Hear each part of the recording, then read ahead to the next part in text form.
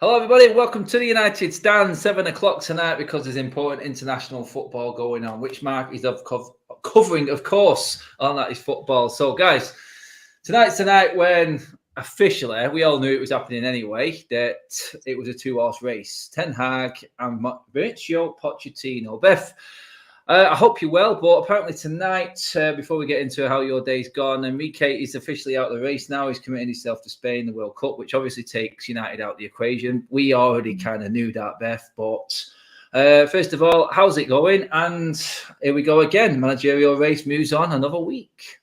Yeah, it's all good. It's one of them where it's like, when Enrique went in the news, I was a little bit excited because I was like, what if possibly it is a possibility? But he's one of them in the back of your mind. It's like it's just not going to happen, and it's unfortunate because I think he's a very, very good manager. But I knew at the start it is a two-horse race. We've known it for a while now. It is either going to be Mauricio Pochettino and Ten Hag.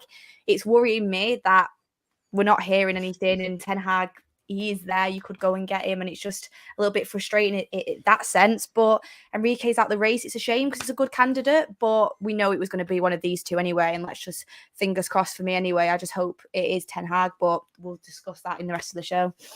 Yeah, Lopetegui as well, pretty much on the same day, saying no, it's not happening for me. Those were the four that came out on the so-called shortlist that everyone was going on about, Beth. But yeah, I think we all knew all along. I mean, we've heard stories about Poch, we've heard stories about Ten Hag. They're the important ones. They're the ones that are in the race. We spoke about it for week on week now. But the big conversation in it all at the moment is, and I want to touch on this tonight, it's the main sort of story behind the video, is the pundits, the ex-players' view on Ten Hag over Pochettino. It seems, from the outside looking in on their side of it, Beth, it doesn't look like they really know what they're talking about. It just looks like lazy sort of research, lazy journalism, whatever you want to say. But fans seems to be a bit more interested in world football. There seems to be a big arrogance with pundits. I mean, you could go through the list of, what was it? I think Nicky Bort, Rio Ferdinand, Gary Neville. I think Mark Hughes came out and said Pochettino. Why is this, Beth? Why is it that these ex-players, pundits now think it has to be someone with proven Premier League pedigree? I mean, are they that arrogant to the fact that there are other leagues in world football? I mean, Premier League proven managers don't always cut it. I mean, I'm sure the best four managers in the league right now had no prior Premier League experience or ever came back to the Premier League, did they? Nope. It is. I don't know. It's strange to me to read it and look at it, because I always think when I look at stuff that ex-players and pundits say, I always think, no disrespect, because I do like watching what they have to say, and I like listening to the debates and stuff. But when you communicate with fans across YouTube, across Twitter, across the world, you learn so much more about the game, about worldwide players, scouting players, about the different leagues, and you really do get a high level of opinion. You really do. Like the viewers of the United Stand and people who create these threads and do the analysis on Twitter, I think deserve so much plaudits, because they know a lot about each and every league and about football all across the world. And it is kind of naive, I think, for ex-pundits not to acknowledge that and not to even bring it into the conversation. Like, everyone's allowed an opinion, and if you generally do think Pochettino is the better option, then that is your opinion. But at least talk about the different options across the different leagues and why don't you think Ten Hag is the right option? Why do you think Mauricio Pochettino is the right option? And it's just, I often think that the club and the pundits have the same kind of viewpoint, and then it's the fans that have the opposite viewpoint. And I just think to myself, does that show the naivety of some of the ex-players? Are they not watching Ten Hag in the Ajax League, and in the Champions League? You would think that they're at least watching the Champions League and how well they've done in that. So it is really weird for me to see, because you look at how good of a manager Ten Hag's been and how proven he is and how much all the fans know how good he is. And you think, why aren't these people acknowledging it? I just can't seem to get my head around it. But one thing I have noticed is usually the kind of coincide with what the club does. So I'm just kind of nervous a little bit about that part. Yeah, obviously, guys, in the comment section, it's just me and Beth tonight as well. But you guys are our third and fourth Yeah, exactly. on the United stand tonight. So get your thoughts in on this. I'm already seeing a few comments there. I mean, I'm just going to scroll back up to it then, bring it back up again. It's like Ten Hag unproven, Poch proven, experienced. I mean, Beth experienced in. This is what I mean. I saw it on Nicky Butt tweet. I saw a tweet about Nicky Butt's quote about how Poch is Premier League experience. What Premier League experience, and by doing what? By winning what in English football? And it's not just. I'm not saying you have to run the Premier League to be a Premier League proven manager. What I'm saying is he's not won anything with a Premier League team where he was at. He didn't win anything with Southampton, did he? I don't think he did. But No. it's like with Spurs, he did well. He did very well with that team. I'm not taking that away from him.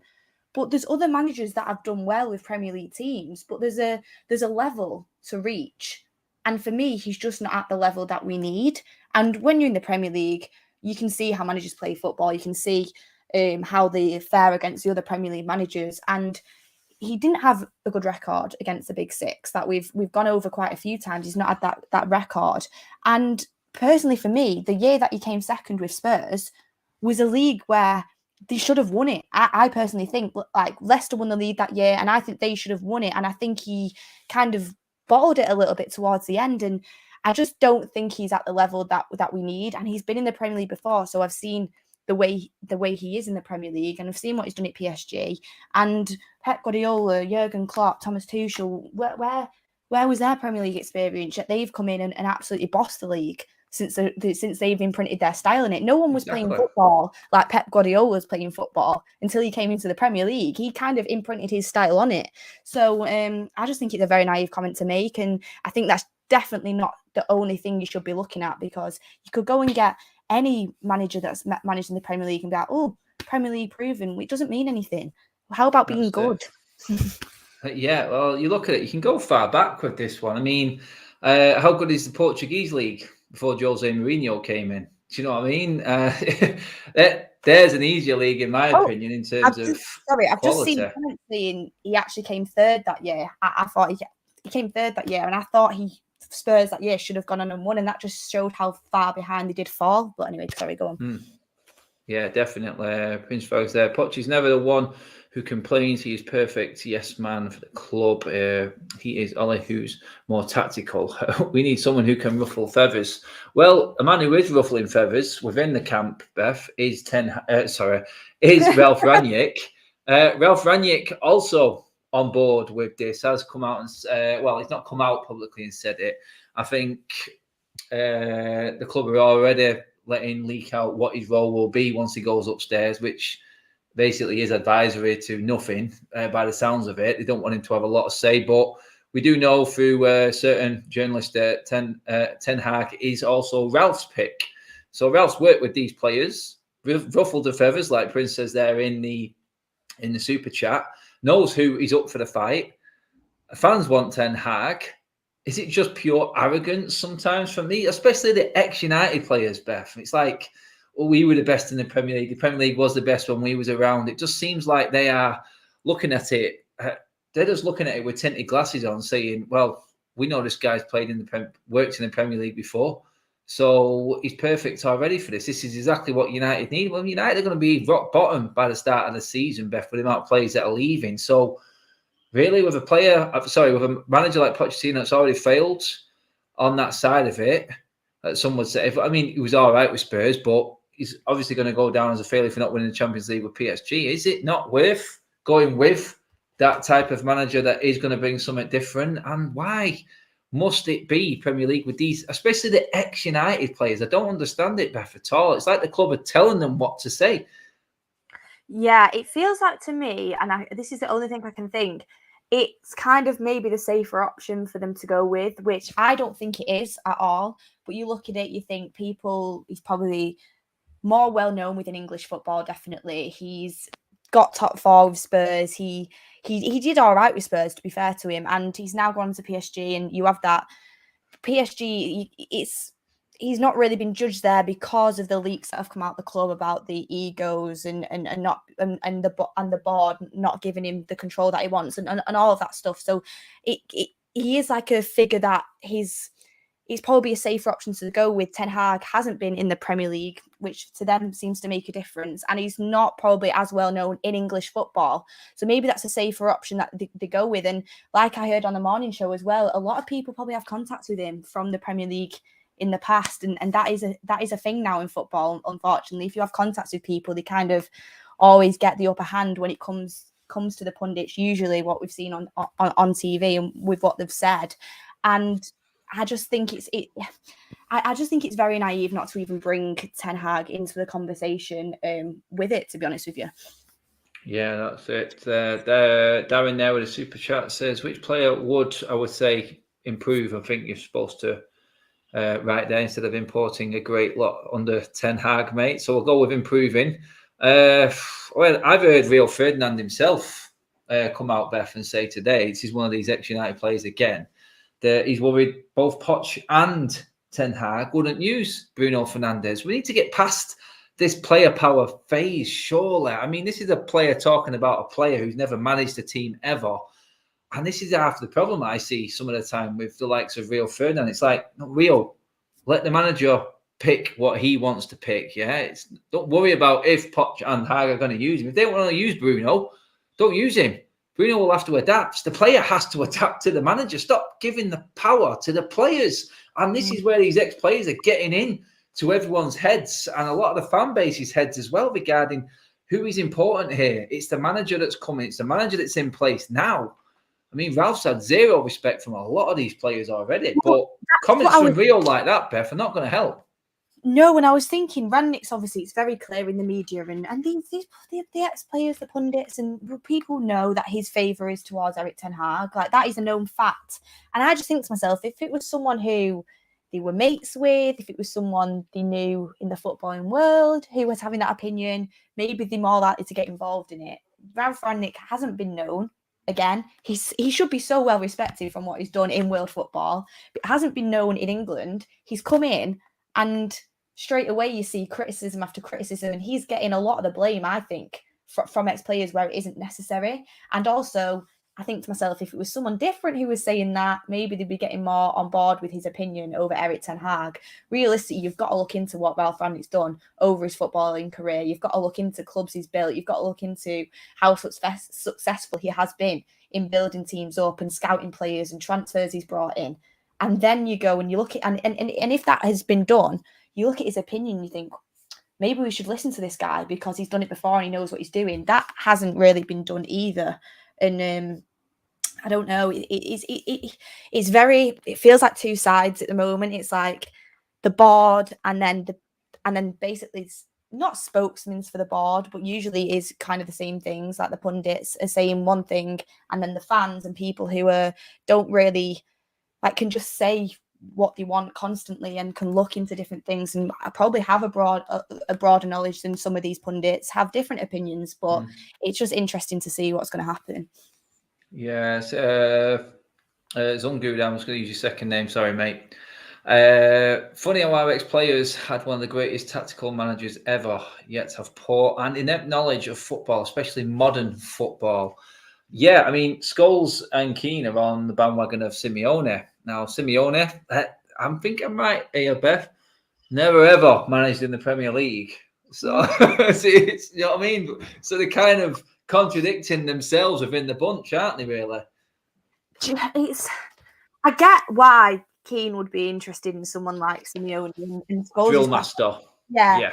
Scholes was quite harsh as well. He's always been quite harsh, hasn't he, on the punditry. Every time I see him, he's like, it makes me laugh a little bit because it's like he's so frustrated every time he pundits for Manchester United, because it kind of represents what some of the fans think. I don't agree with all of his opinions, but Simeone is a manager that I would be happy to be among the candidates. But like we said before, a lot of the fans kind of know a bit more details, and we know that Simeone's never going to get this job because he's going to stay at Atletico and he's not going to come to Manchester United. We know that as fans that are constantly updating ourselves on the different stories every day.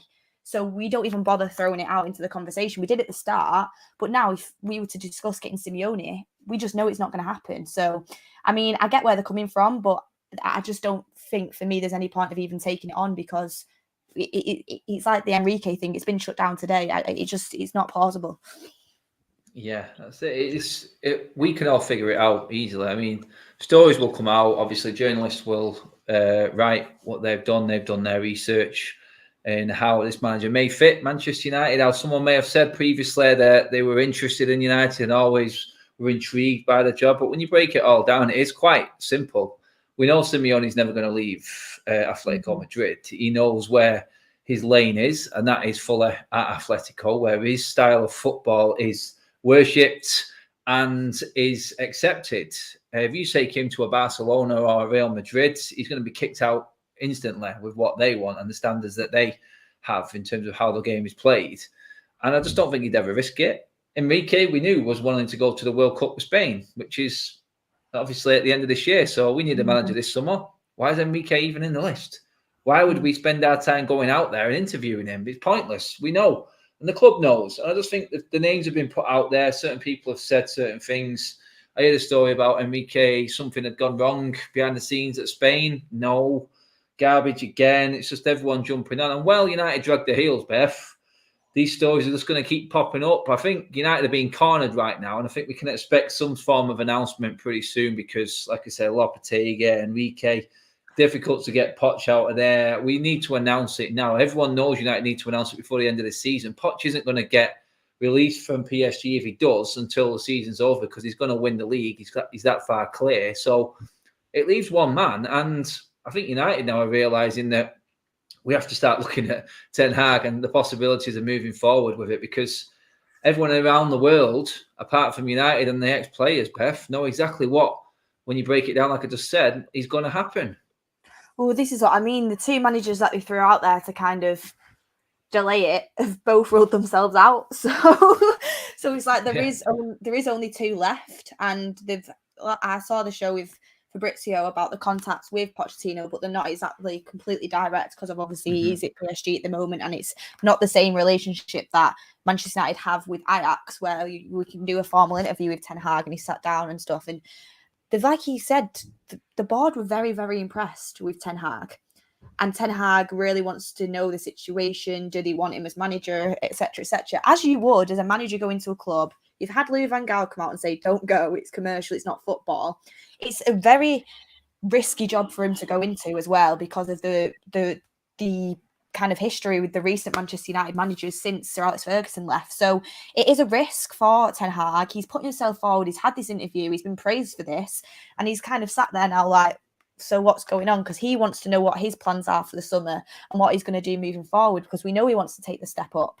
So if they were happy with the interview and they like what he wants to do with the club, which I'm assuming they do if they were happy with the interview, why haven't we moved forward yet? And that leads me to believe that there is people who are part of the decision making that could be holding out for possibly changing the minds of other members of the board or having a direct interview with Pochettino. And there is people there that will want Pochettino over Ten Hag at the moment. And I feel like they're in this dilemma. This is what you can only infer, that you've got some people that probably want to move forward with Ten Hag, get it done, get it sorted and get that deal done because they were impressed. But there's some people that are there like, that was a good interview, but Pochettino's Premier League proven. I've had contact with him before. He's the right man for Man United. And it's kind of a split decision at the moment. But Manchester United need to make a decision soon, I think, because like we said, signings, the fans, the players, like they all want to know what's going on. Exactly that. And the players, not only at United, Beth, but obviously at Ajax. And Hag, like you said, then needs to know what he's doing this summer because he would either have to make plans for Ajax in the summer and how he moves forward because he might want to bring players in. He might want to ship players out. Exactly the same for Manchester United on an even bigger scale. He's going to want to know who he's staying, who he can get, how much money he can spend. And the scouts will have to start working on this very soon because obviously we know we're going to need replacements. He's going to want to know what the club think and certain people think of some of the youth players, whether they're ready to make the step up, where the pre-season plans are going. Because like we said before, the season starts, I think it's 3 or 4 weeks earlier this season because of the World Cup in December. So November, December. And he's going to want to know. The players are going to want to know at both sides because, you know what I mean? The season's coming to an end now. Obviously, Ajax are still playing for something, United are not. And I think sooner rather than later, I think it's better for us in terms of our current playing staff because we may start seeing some performances come out on the pitch. Well, it still lingers around, Beth. These players are just not really going to give a toss. I think they've proven that. I mean, I don't know what you thought of Wayne Rooney's comments regarding Marcus Rashford. I mean, I couldn't have put it better myself. I actually said that Rashford could beat, and I was on record as saying Rashford could actually beat United's goal-scoring record. I think it was 2 seasons ago, but obviously with what's happened since then. But players like Rooney coming out, obviously he's put his name in the hat for United later down the line, which we've seen as well. Yeah, so that was interesting. He got a long way to go on that, but at least he did say that he wasn't getting ahead of himself. But on the point with Rashford, Beth, but that does come into effect, doesn't it? If a new manager is announced, then all of a sudden ears prick up, performances may change, Beth, and the fans may get something to cling on to going in with these players into the summer, and that connect that we've lost could actually be rekindled slightly because it is dead at the moment, and we know it is.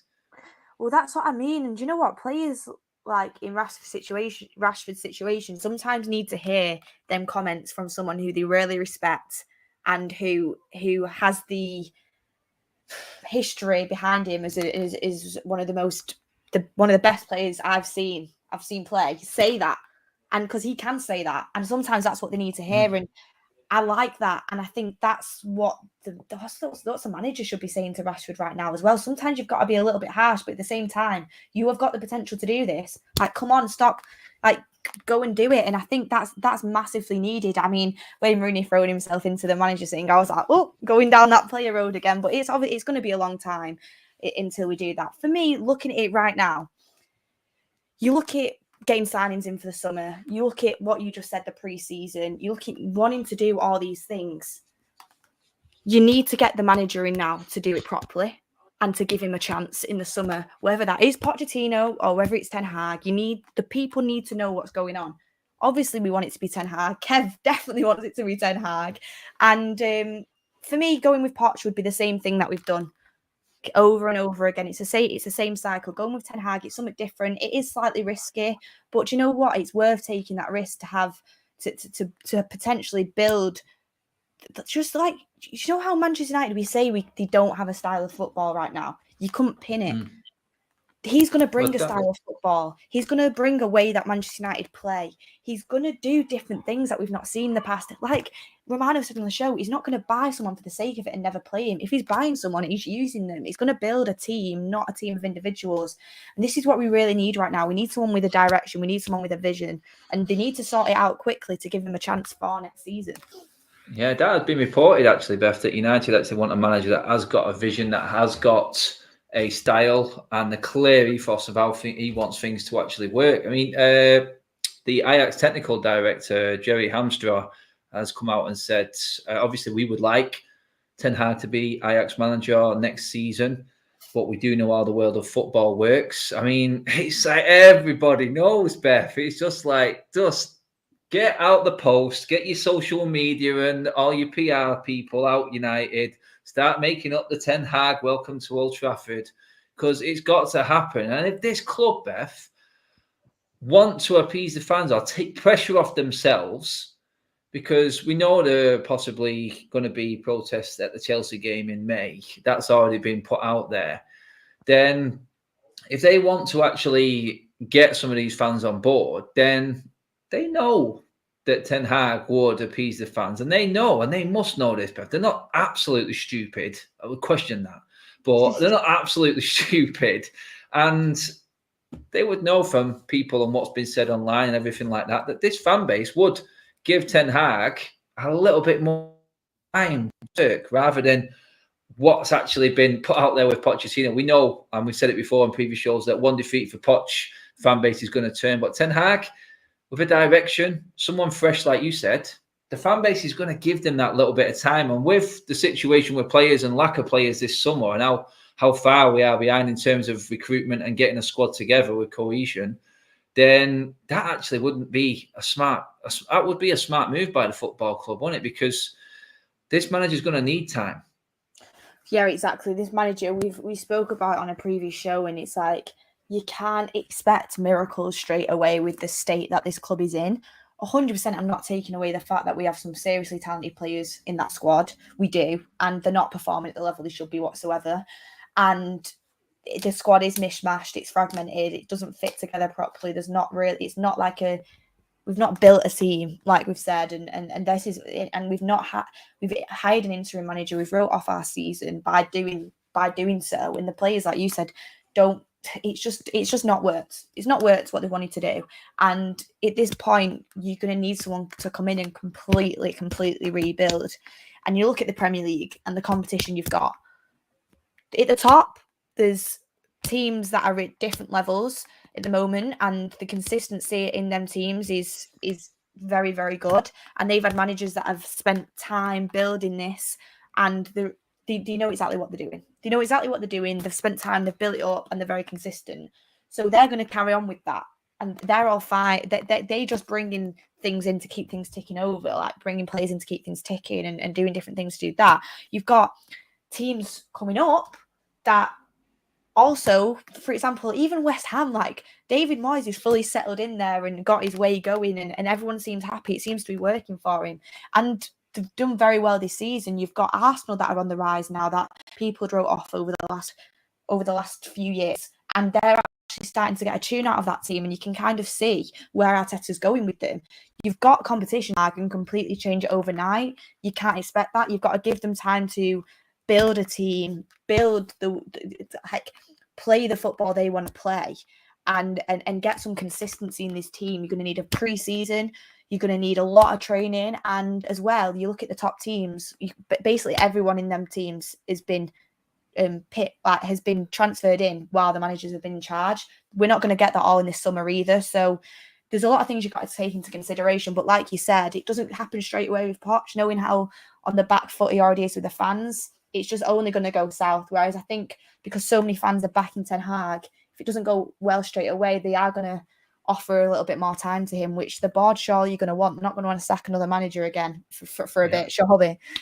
Yeah, with the fans behind them, they've got a better chance as well, because I think a lot of the fans were what got Ole. I know the results in the end, but they were all too willing to keep Ole in charge for as long as possible. But the fan pressure and everything that came with it, I just think that wouldn't be there in this season, and it would give them time. Darren Mulaney says there, how much you think he will get to spend on players, and who do you both go and buy? Well, that is the killer question, is how much.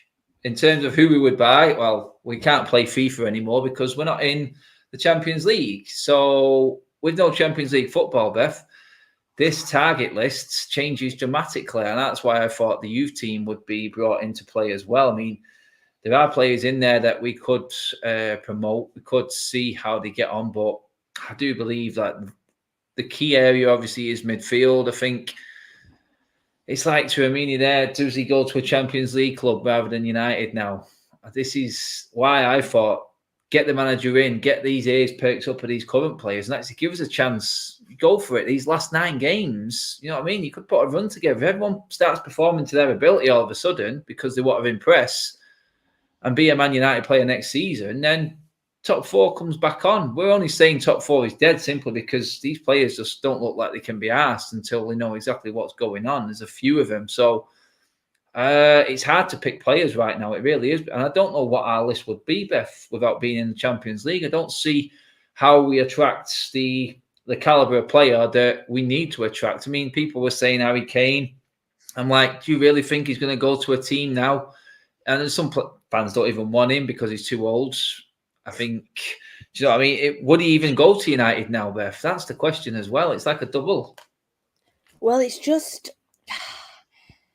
The thing is, you want to attract players that want to play in the best competitions and prefer that over money. Do you know what I mean? And it's hard to do that when United are probably going to try and throw money at it, and we're not in the Champions League. So it's very hard. You look at Tchouaméni, he's going to have so many options in the summer, and I think I would love to buy him. And I feel like if we just got 4th, I feel like that's a deal that we could do. But if you're out of the Champions League, as you said, young players that are wanting to rise in their careers and they want to play in the best competitions. And sadly, we're not in that. The reputation around Manchester United at the moment is horrendous. It honestly is. Like I heard someone, I can't remember who it was, but they were speaking, saying if I was a player, I wouldn't want to go there. Like at the moment, how much spotlight is on how bad we are, to be honest with you. And it'd be hard for any player coming into an environment that, let's be honest, it's not probably a nice environment in Manchester United at the moment. Players are not going to be happy if they're constantly losing games and they don't know what's going on at the football club.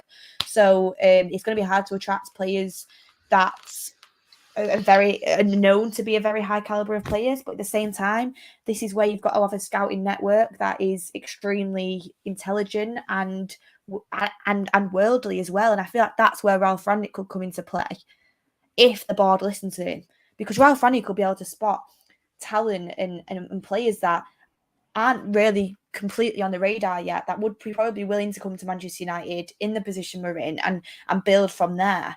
Yeah, whether they listen to him is a different story. They didn't listen to him in January. Are they going to listen to him in the summer? And will the manager want to work with him? It's hard to kind of work out. First of all, we don't know whether we're going to get Champions League football. As negative as it sounds, and I hope we do, I just don't see it happening.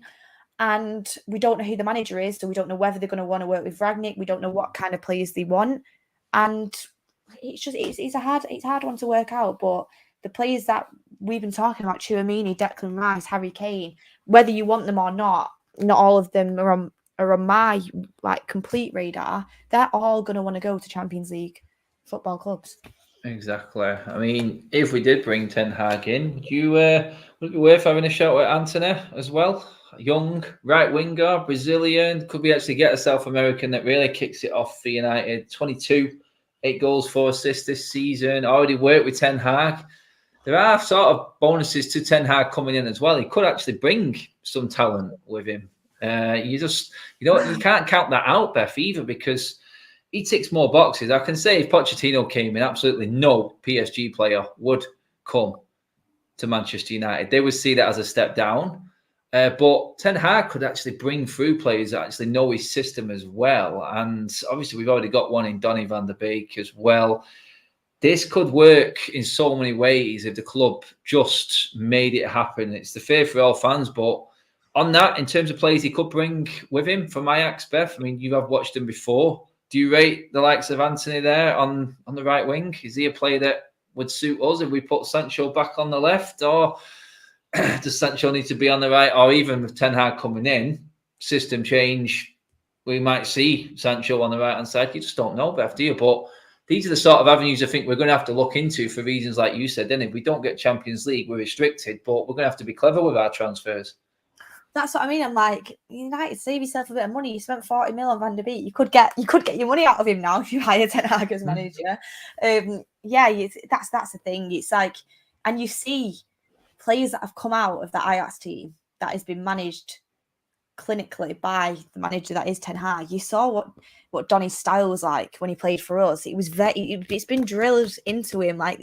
He's turned over team after team of great players that have gone on to bigger clubs, and no disrespect to Ajax, but gone on to bigger clubs and played at a higher level and done very, very well. So you've got to think about that side of it as well. The amount of good players he's kind of turned out from that team that he's brought in and then sold on. It's exciting. And watching Ajax, like you said, and I've been watching them a lot more since we've heard about the Ten Hag rumours and all that kind of things. But Antony, I do really rate him. I think a lot of people do. I mean, I think if you enjoy watching football, you enjoy watching that kind of player. I just think he's really confident on the ball, really kind of aggressive when he's attacking. I really do like him, and he's 22.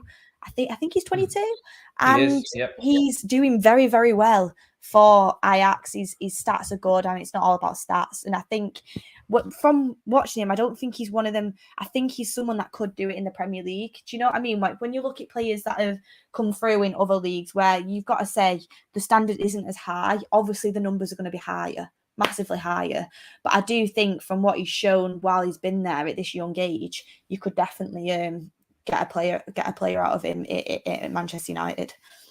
100%, yeah. I mean, we're all intrigued to see what Ten Hag could do with our youth system at the moment. We've all been talking about it the last few weeks. It's like Hannibal's been talking about the Ronaldo influence as well recently, Beth, and that's the sort of when Ronaldo did that interview about players listening and actually taking his advice. This crop of youngsters, in a way, could come through at the ideal time, Beth, with everything cleared out in the summer, with everything put aside, all the problem childs, see you later, gone. Lingard, Rashford, Pogba, Cavani's gone. All of this is dealt with, and these players come through. New manager, new ideas, under the help with Ronaldo if he does stay for that extra year. And it is if at the moment with Ronaldo. We don't know what his thinking is or what he's going to do, but he has hinted that he is going to honour his contracts. Perfect opportunity for some of these youngsters to come through as well. With the up-and-coming manager and the experience and know-how of Ronaldo, we could actually utilise what we've got, Beth, in the best possible way if we make this managerial decision stick and getting Ten Hag through the door. Absolutely, that's the thing, and that's something that as well you've got to take into consideration, because what he could do with, I mean, look how good the academy's looking at the minute. You don't want to get overexcited about it, but like with the FA Cup Youth Club last time that happened, I mean, Pogba and Lingard came out of it, and Lingard came onto the scene. Obviously, is a burst out talent. I mean, it's not gone. Chelsea boys, Chelsea Youth Academy. Yeah, look at them now.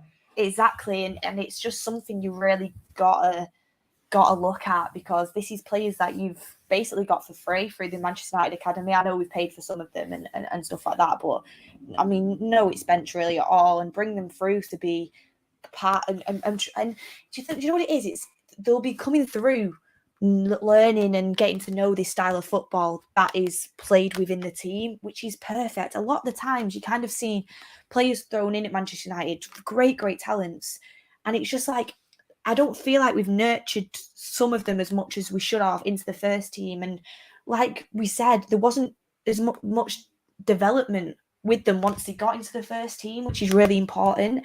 I feel like with someone like Ten Hag, who's done it time and time again on Ajax, I just think his experience in doing that and having to do that because the budget's not quite there, I think that is vital. And I think you'd see, it's like when you see, I hate talking about them all the time, but when you see players in the Carabao Cup come off the bench for City in the youth team, they're playing the same way Pep Guardiola plays football. It's ingrained into these players, and that's what you're going to get with someone like Ten Hag. Yeah, Palistre, Ahmad, Alangorf.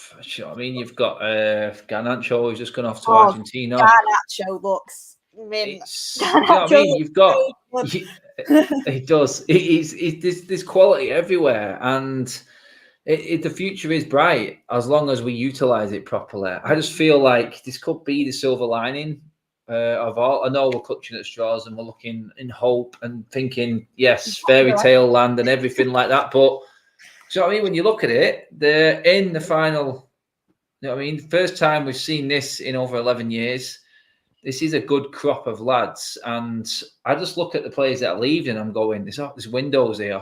There's big windows. We get Ten Hag through the door. Ronaldo's still there, like I said, then these players, I think it's the perfect time, because I think when you get a few of them through at the same time, it's less daunting. And it's sort of like, it's infectious, isn't it? It's like all of them in one go. And like what Hannibal was saying there, training with one of the world's greatest players ever, every single week. What can I complain about? It's the best life ever. I'm like, that's what I want to hear from my youth players. Yeah. That's what I want to hear. And I'm looking at it going, just take hold of it. Don't ruin this opportunity right now. The managerial decision will be key to all of that. So for me, I think Ten Hag ticks that box. I'm not saying Pochettino wouldn't or be able to utilize it. I just feel like there'll be more pressure on him to get results quicker and won't be given the time to maybe utilize the youth team. And that's why I think if Ten Hag comes in, the fan base have got patience with him, then the owners don't get trigger happy. All of a sudden, if things are not working out well, it works better. And I think that's the best option we've got for that. Because like we just discussed, with no guarantee of getting our main targets because we're out of the Champions League, because of all the big players that are leaving and all the unrest, maybe this is the perfect chance to just wipe the slate clean and go again. And I know it might mean not being in the top 4 again next season. But I think a lot of United fans right now just want to see actual improvement going forward, maybe structure, team style, play, and stuff like that. But I've got to bring up Pochettino. I know he's part of this whole debate, Beth, again. But what do you feel will happen if Pochettino does get this job? How can you see that first season going, for instance? And everyone in the comments as well, let me know what you think. What do you actually think will happen? What will be the end product if Pochettino did get this job? And throw in your swerve balls as well. Go for it. Let me know. But Beth, I mean, he's a lamb to the slaughter, in my opinion. It will be very, very difficult, having seen what I've read and how everyone is feeling about it. But what do you think if Poch did get it? What do you reckon will happen? It was a prediction anyway. Well, first of all, I mean, I think we've made our feelings very clear. I've made my feelings clear. My choice is Ten Hag. But if we did get Pochettino, which I don't personally think, I don't think we should go for, you've got to get behind your manager. You just do, and you've got to give them a chance. The only problem is with Pochettino is his chance is going to be like, I'm not going to even try and demonstrate it, but his chance is going to be it's going to run out quicker than it is going to be with Ten Hag, who the fans really are getting behind at the moment. So I think he's got to make an impact pretty quickly. You've also got to understand the extent of the situation, that he is taking on a massive job, and you've kind of got to take that into consideration as well. But personally, for me, I think we'll be fighting for top 4 again if Pochettino. I don't see us being in a much different position to what we are now. I think we'll be underachieving, but I think we'll be fighting for top 4. Just look at the teams that are in the Premier League right now, and if we don't make a massive change and a massive impact, I just don't see us doing anything else. I mean, what would be improvement for any manager coming in next season, Beth, really? I mean, obviously, we've got to see out this season, but when you look at it, you go, where's the bar being set this time? Because we thought we should be challenging this season. Having finished second, spent what we did in the summer, we were all thinking title challenge, and rightly so, in my opinion, for the players that we bought and the improvement in squad. Let's not bring it up again, Adam, yeah? I'm not going to bring up that Beth said we're going to win the league at all. Every day. If I ever tweet anything, didn't she say that we're going to win? Right, let's get over it. Let's go over it. Go on. That's it. That is it. But I forgot where I was going with that now. Winning the league threw me out. Oh, God. You said you were going on what would be an achievement. Yeah, it's like that. It's like, I know it obviously, we shouldn't be writing off 9 games. We've still got 9 games to play.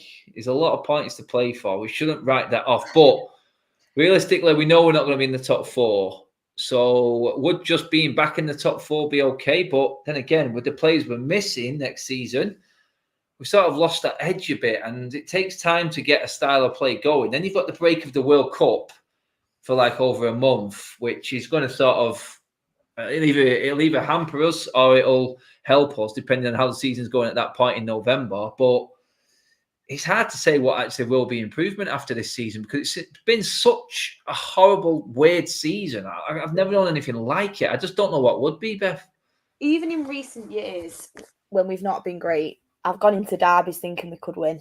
Now it's just like tried. It's like I go into them knowing it's going to be a battering, which is so disappointing.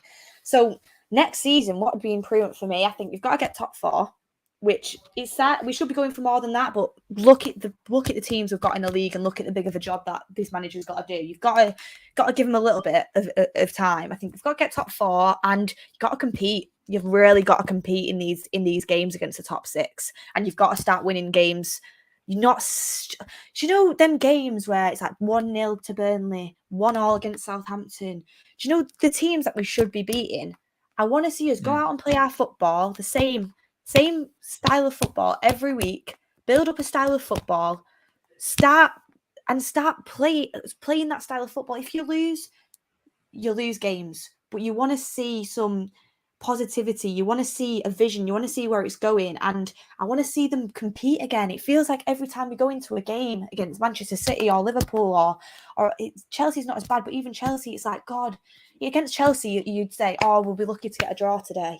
Against City and Liverpool, you're like, oh, I hope it's not hope it's not hope it's not a battering. I want to go in and compete in them games, and I think that's what the fans want to look for. Which is sad that this is the point that we're at. It really is. But I think we've got to get back into Champions League football.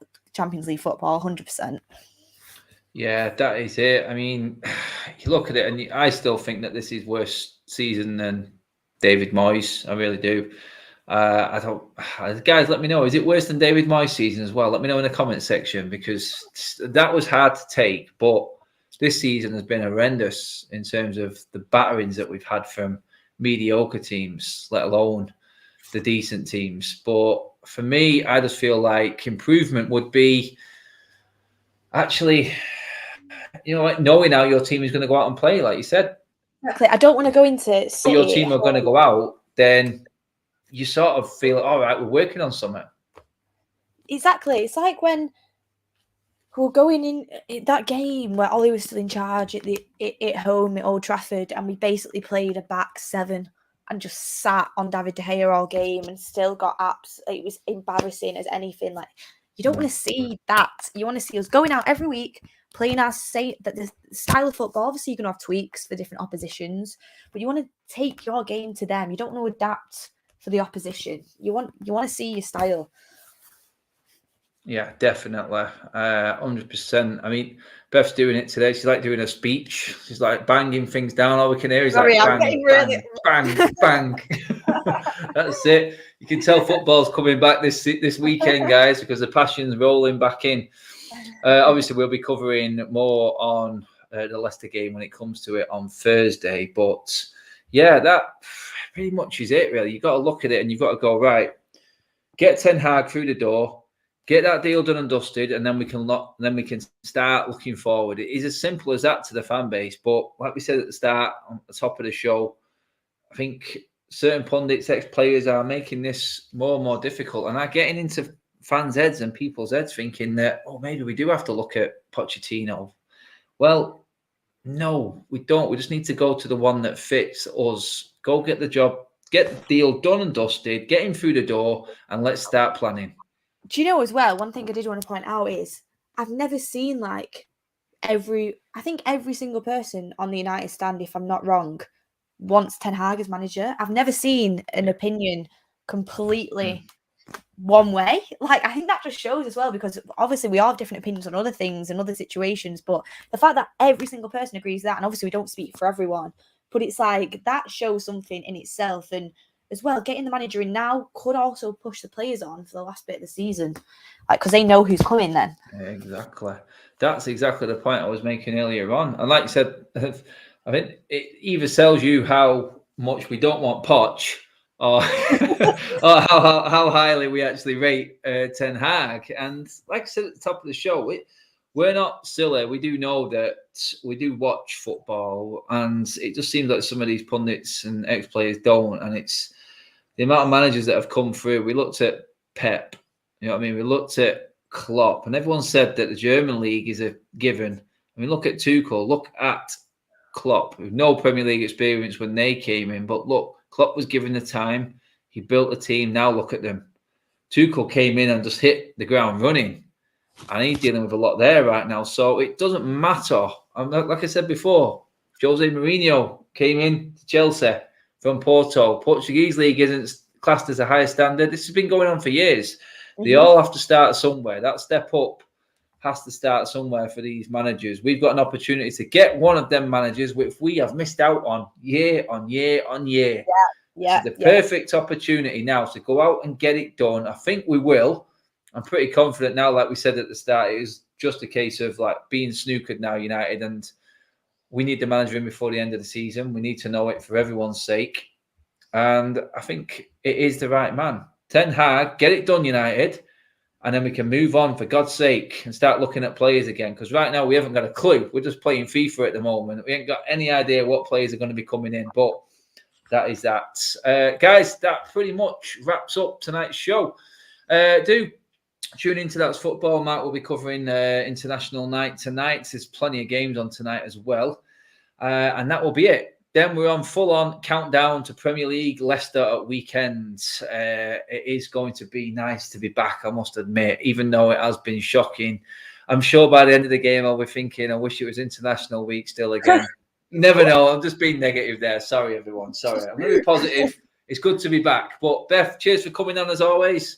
Yeah, obviously it was a great conversation. Thanks to all the viewers for getting involved, and hopefully we get Ten Hag. If not, we're going to put Kev in a room with the board and get him to sort them out. Yeah, Kev, and we'll get Kev to put his M&M hat on as well. Just serious business, guys, for him. That'll do it, yeah. And he will make it happen, trust me. Oh, actually, I'll send Jay in there as well. Jay and Kev, yeah, go on. Get it done.